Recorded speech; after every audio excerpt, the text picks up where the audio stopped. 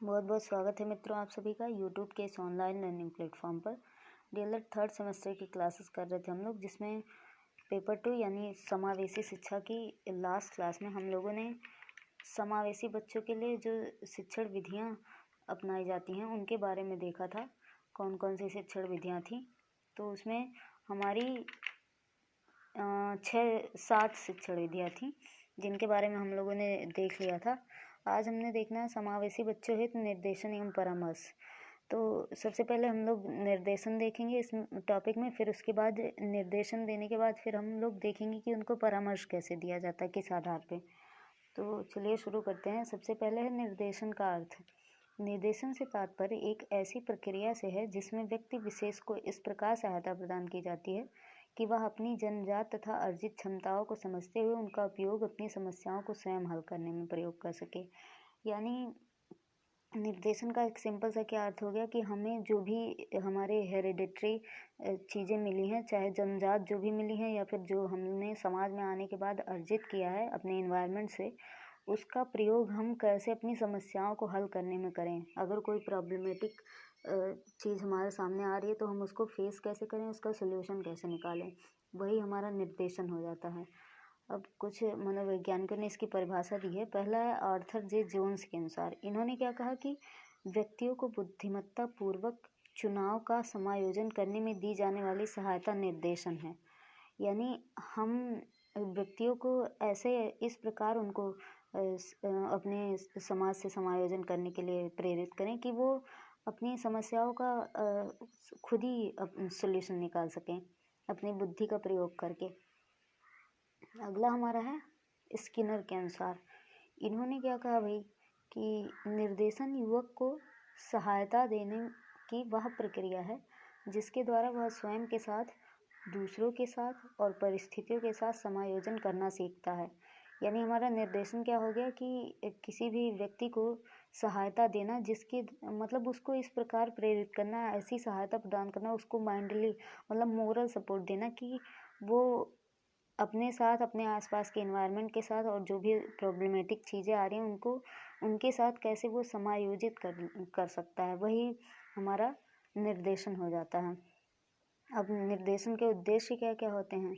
निर्देशन व्यापक एवं संकुचित दोनों ही अर्थों में एक प्रकार की सेवा है जिसका उद्देश्य व्यक्ति एवं उसके सामाजिक संदर्भों की गुणवत्ता, समरसता, उत्कृष्टता एवं परस्पर तालमेल को संवारना, सुधारना तथा संजोना है। हमारा निर्देशन क्या होता है कि एक ब्रॉड एरिया भी और नैरो एरिया भी, दोनों अर्थों में इसकी सेवा व्याप्त है। मतलब एक व्यक्ति स्तर पर भी हम किसी व्यक्ति को भी निर्देशित कर सकते हैं और समूह को भी निर्देशन प्रदान करके उसकी सहायता कर सकते हैं। अब हमारा निर्देशन के उद्देश्य को 3-4-5 भागों में बांटा गया है। पहला है जो है इसमें व्यक्तिगत उद्देश्य, यानी किसी व्यक्ति से संबंधित उद्देश्य। दूसरा है व्यवसाय संबंधी उद्देश्य। तीसरा शिक्षा संबंधी उद्देश्य। चौथा समस्या समाधान संबंधी उद्देश्य। और पांचवा जो है वो समाज से संबंधित उद्देश्य है। तो ये हमारे निर्देशन के उद्देश्य हो गए। आगे हमारा है निर्देशन के प्रकार। हमारा निर्देशन जो है वो 3 प्रकार से डिवाइड किया गया है। एक है शैक्षिक निर्देशन, और एक व्यक्तिगत निर्देशन, और एक व्यावसायिक निर्देशन है। उद्देश्यों के आधार पे ही इनका निर्देशन के प्रकारों का चुनाव किया गया है।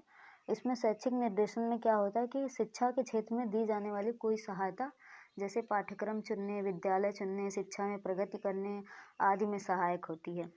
ये हमारा जो शैक्षिक निर्देशन दिया जाता है उससे क्या होता है कि शिक्षा के क्षेत्र में अगर कोई दिक्कत आ रही है, जैसे हमें कोई पाठ्यक्रम चुनना हुआ या फिर विषय चुनने हुए, जैसे 10वीं के बाद जब हम 11वीं में जाते तो विषय चुनने या फिर विद्यालय चुनने में या फिर शिक्षा के और भी किसी क्षेत्र में प्रगति के लिए सहायक होता है यह निर्देशन। और व्यक्तिगत निर्देशन में क्या होता है कि व्यक्ति की शारीरिक, मानसिक, संवेगात्मक विकास से जुड़ी समस्याओं हेतु उनका अध्ययन, व्यक्ति विशेष की परिस्थितियों का जायजा लेना, वैवाहिक व यौन संबंधी विशेषताओं का अध्ययन किया जाता है। यानी व्यक्तिगत निर्देशन में व्यक्ति की जितनी भी अपनी पर्सनल प्रॉब्लम्स होती हैं उनके बारे में अध्ययन करके उनको निर्देशित किया जाता है। फिर हमारा व्यावसायिक निर्देशन में क्या होता है, व्यावसायिक क्षमताओं के विकास का अध्ययन किया जाता है इसमें। किसी व्यवसाय को चुनने, तैयारी करने, नौकरी पाने और इसमें सफलता प्राप्त करने के लिए सहायक होता है हमारा व्यावसायिक निर्देशन। आगे हमारा निर्देशन की आवश्यकता। अब निर्देशन की आवश्यकताएं क्या क्या हैं? इसमें सबसे पहले है जान लेते हैं क्या है। इस प्रगतिवादी, प्रयोजनवादी एवं भौतिकवादी जीवन दर्शन ने मानव जीवन को क्लिष्ट बना दिया है। ऐसी स्थिति में व्यक्ति को जीवन के प्रत्येक स्तर पर निर्देशन की आवश्यकता होती है। हमारा जो आज का जीवन है वो कितने सारी प्रॉब्लम से भरा पड़ा है, उसके लिए प्रत्येक व्यक्ति को कहीं ना कहीं किसी न किसी प्रकार के निर्देशन की आवश्यकता होती है। किसी के सपोर्ट की, किसी के मोरल सपोर्ट, किसी के हर क्षेत्र में कहीं ना कहीं किसी प्रकार के सपोर्ट की आवश्यकता होती है। इसमें पहला है सामाजिक दृष्टिकोण से निर्देशन की आवश्यकता। इसमें क्या क्या पॉइंट्स हैं? जैसे कि हमारा परिवार का बदलता स्वरूप, सब इसमें जनरल पॉइंट है जो कि समझने में बिल्कुल भी दिक्कत नहीं है। जैसे हमारा सामाजिक दृष्टिकोण से क्या होता है? परिवार का बदलता स्वरूप, बदलती व्यवसायों की तस्वीर, जनसंख्या में वृद्धि, सामाजिक मूल्यों का बदलता स्वरूप, धार्मिक तथा नैतिक मूल्यों में परिवर्तन, उचित समायोजन की आवश्यकता। हमारे आसपास जो भी समाज में चीज़ें घटित हो रही हैं वही इसके अंदर आ जाएगा। सामाजिक दृष्टिकोण से निर्देशन क्यों आवश्यक है, क्यों जरूरी है? जितनी भी हमें अपने आसपास प्रॉब्लम फेस करने के लिए मिलती हैं उसके लिए निर्देशन प्राप्त करने की आवश्यकता होती है। हमारा दूसरा है राजनीतिक दृष्टिकोण से निर्देशन की आवश्यकता। इसमें क्या है? प्रजातंत्र की रक्षा और धर्मनिरपेक्षता हमारी आ जाती है राजनीतिक दृष्टिकोण से। और शैक्षिक दृष्टि से निर्देशन की आवश्यकता, ये सबसे इम्पोर्टेंट है क्योंकि भाई हम शिक्षा के बारे में ही सब कुछ जान रहे हैं, समझ रहे हैं, तो ये सबसे ज़्यादा इम्पोर्टेंट है। इसमें क्या है? पाठ्यक्रम का चयन, अपव्यय व अवरोधन। अपव्यय व अवरोधन सभी को पता है। और हमारा अगला है विद्यार्थियों की संख्या में वृद्धि और अनुशासनहीनता, सामान्य शिक्षा के क्षेत्र में वृद्धि। फिर हमारा है मनोवैज्ञानिक दृष्टि से निर्देशन की आवश्यकताएं। इसमें क्या क्या पॉइंट्स हैं कि व्यक्ति भिन्नताओं का महत्व, उचित समायोजन, भावात्मक समस्याएं, अवकाश काल का सदुपयोग और व्यक्तित्व का विकास। ये हमारी मनोवैज्ञानिक दृष्टि से निर्देशन की आवश्यकताएं हो जाती हैं।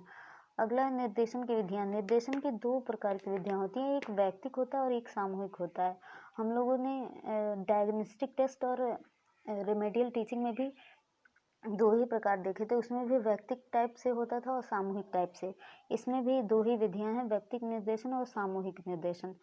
व्यक्तिक निर्देशन में क्या होता है कि एक समय में केवल एक छात्र को निर्देशित किया जाता है या केवल एक व्यक्ति को निर्देशित किया जाता है। धन और समय की दृष्टि से महंगा होने के कारण कम प्रयोग विधि है।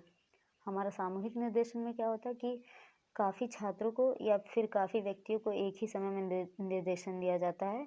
इसमें धन और समय की बचत के कारण अत्यधिक प्रयोग विधि है। तो ये हमारा निर्देशन टॉपिक आज यहीं पे कंप्लीट हो गया। अगली कक्षा में हम परामर्श के बारे में देखेंगे कि परामर्श किस आधार पर हमारा जो निर्देशन जो होता है वो कोई भी व्यक्ति हमें दे सकता है। मतलब किसी भी प्रकार का सपोर्ट कहीं से भी हमें मिल सकता है, लेकिन हमारा परामर्श जो होता है वो हम किसी स्पेशलिस्ट से ही ले सकते हैं। जैसे चिकित्सा के क्षेत्र में हो गया तो डॉक्टर से ले सकते हैं, या फिर शिक्षा के क्षेत्र में हो गया तो टीचर से, या फिर किसी और स्पेशलिस्ट से। और मोरल सपोर्ट चाहिए तो किसी मोरल टीचर से। तो ऐसे मतलब उसमें स्पेशलिस्ट की ज़रूरत होती है परामर्श में, और निर्देशन में हम किसी से भी ले सकते हैं। तो यही हमारे दोनों के बीच मेन डिफरेंस होता है। तो आज के लिए बस इतना ही। परामर्श के बारे में हम अगली कक्षा में देखेंगे। धन्यवाद।